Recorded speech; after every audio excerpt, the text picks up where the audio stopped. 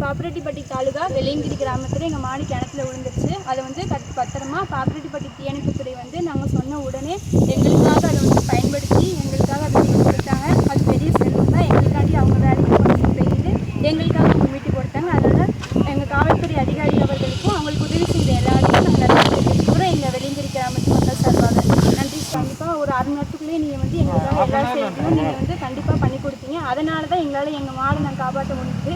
மாடுங்கிறது இங்கே இருக்க எல்லாத்துக்குமே ஒரு பெரிய செல்வம் தான் சார். அதை வச்சு தான் எங்கள் பொழப்பு எல்லாருக்குமே நடக்குது. ஸோ எங்களோட வாழ்க்கை மறுபடியும் நீங்கள் மாற்றி கொடுத்துக்கிட்டு ரொம்ப ரொம்ப நல்லது. நம்மளே தெரியாமல் விழுகிறோம் சார். மாடு என்ன சார் பண்ணோம், அதுவும் நம்ம கஷ்டம் தானே. 80-90 அடி ஆழத்தில் தான் சார் அது விழுந்தது. 10 அடி தண்ணி இருக்குது.